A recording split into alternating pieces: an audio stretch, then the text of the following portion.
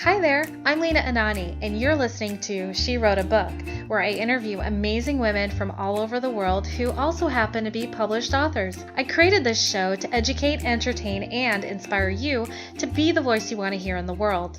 Now let's get started. You are listening to episode number 97 of She Wrote a Book, and today I'm interviewing Lisa Kay, author of the book Grow Your Spiritual Business: How to Build a Business in the Internet Age. Starting a new business can be overwhelming. So Grow Your Spiritual Business takes you from the first steps of deciding where to work, what to charge, and how to build an internet presence to keep the clients coming back again and again. Lisa Kay, PhD, is a teacher, author, and speaker specializing in intuition. Lisa teaches people how to develop their intuition so they can make it happen when they want, on what they want, and get detailed information. So again, her book is called Grow Your Spiritual Business: How to Build a Business in the Internet Age. You can find the link to purchase her book in our show notes for this episode at shewroteabook.com/97. So Lisa, it's such a pleasure to have you as a guest today. I'm really excited to talk to you. My first question for you is this. What inspired you to write and publish your book? Oh, well, thank you for having me here. I'm really excited to talk to you about the book. What inspired me to write it? Well, actually, it kind of was born out of people asking me about how I started my business. And they wanted to know, how did I get started? How did I, get my business known? How did I get customers? And so I coupled with that and teaching my level 2 intuition course, which is geared towards people who want to do intuitive counseling for others, I started to write and teach how to start your spiritual business. And then eventually it became an online course, which is available still today. And then coincidentally, when I was doing all this and promoting that, I had a guest on my radio show. Her name is Cindy Griffith. And I mentioned the course. And after the show, she said, "Hey, her publisher was interested in a book like that. Would I be interested in doing something, writing that book?" And I said, "Oh, yeah, it would be great." And talked to her about actually doing it together. And so that's how the book was born. We wrote the book together, Cindy Griffith and I, and now we have Grow Your Spiritual Business. I love it. I love it. So what was it like being a co-author or writing one book with one message but two voices? We, What was that experience you like? know what's really interesting nowadays, and I am fully technologically uh, into the technology and into the internet, and my background is technical. But what I love about the internet is you can collaborate with anybody, anywhere around the world. And because of that, we were able to write the book together without actually being together. And the entire thing took probably about a year. I think we actually had been together twice during that whole time, and that includes the time we first met. So it wasn't that difficult to do. And I think one of the things we did as co-authors, which I suggest I think can work for other people as well for a nonfiction book, is we actually wrote the book. We wrote each chapter with each of our own voices. So if you look at the book, you'll see there'll be a section in one chapter where Cindy's talking and it's marked as Cindy. And then there's a part where I'm talking and it's marked as Lisa. And throughout the book, you can see who said what. But we really kind of synergized together and contributed in a way that was complementary because we had different views. Sometimes they were complementary, and sometimes it was just a different way of looking at the same thing. Awesome. Very cool. And you mentioned synergize, which I noticed was a keyword in your book. Yes. I saw the word synergize, I saw the word resonate, I saw the word attract Oh, yeah. in your book a lot. So I would love for you to explain a little bit more about what those terms mean for you and your Oh, message. absolutely. Well, attract, resonate, and synergize is our terms for what we call spiritual marketing. A lot of times when people are thinking about going out and advertising. They're thinking sales and marketing.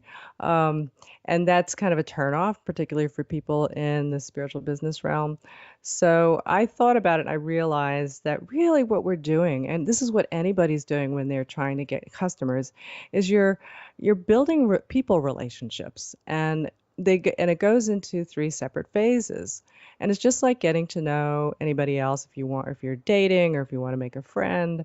The first thing you're going to do is there's the attraction phase.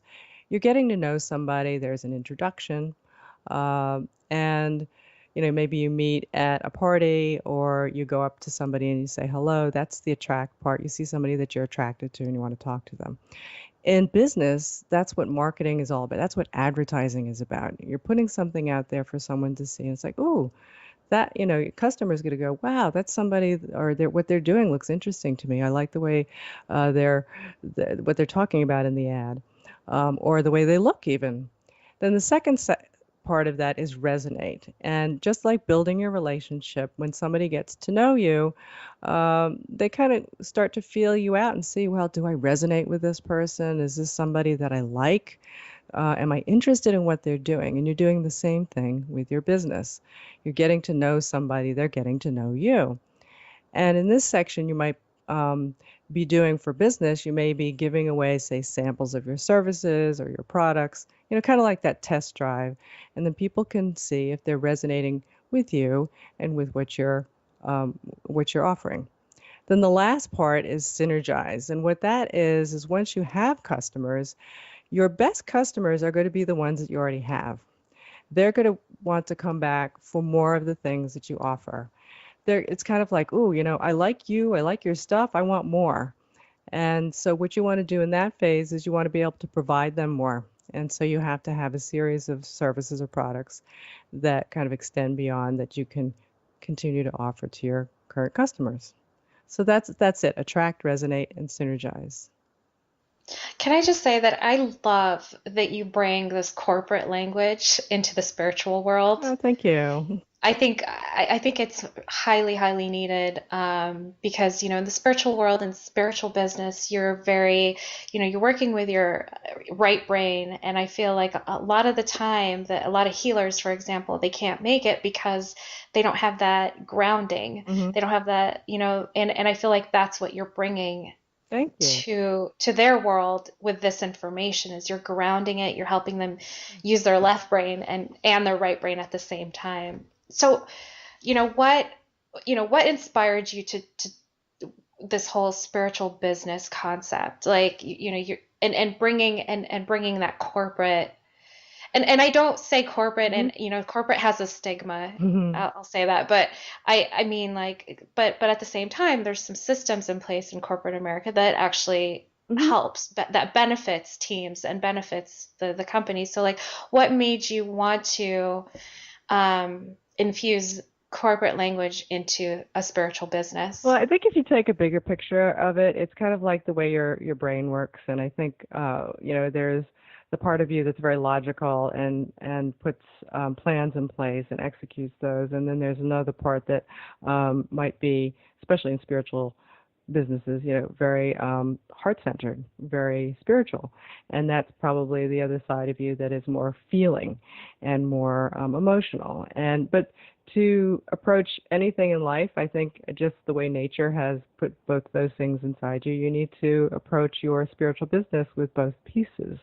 And to really, having a business doesn't mean that a spiritual business means that you throw away the steps and the processes and the logical approaches to your business. You kind of have to put two together, and that's the way you can move forward and you can become successful.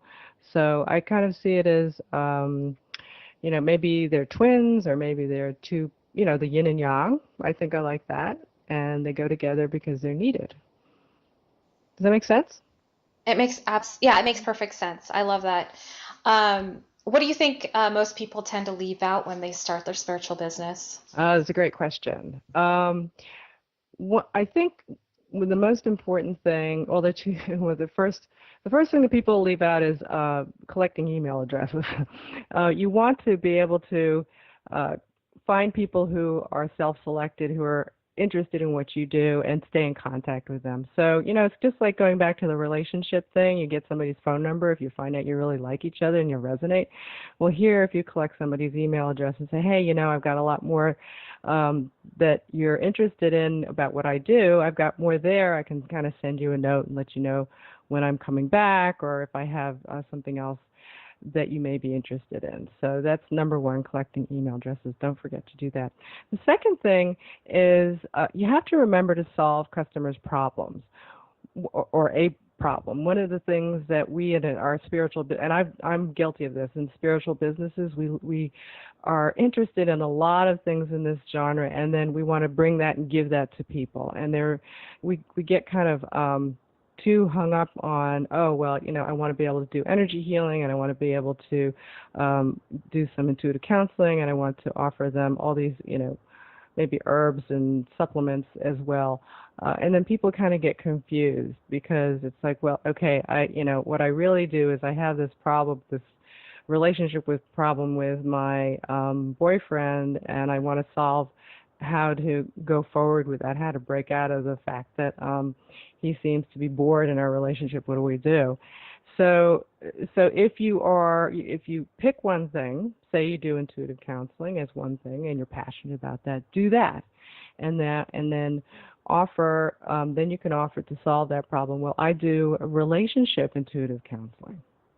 Then people will say, oh, well, I have that problem, and here's a person who can help me. So those are the two things that they tend to leave out is stay in contact with people by collecting a way to keep in contact with them, which I say is email addresses. That's one. And the other is to remember to solve people's problems and not just to throw out a whole bunch, a huge list of things that you do. Perfect. Well said. I love it. So, Lisa, what do you love most about being an author? You know what I love about being an author? It's hard to write, but once you do, I find that you put everything, all my knowledge and teachings become, in this nice, neat little package in a book. And it's nicely organized, and I like that. And the other thing is that I can reach more people more easily around the world, and that to me is really what it's all about. I want to help people, and writing is a way that I can do that.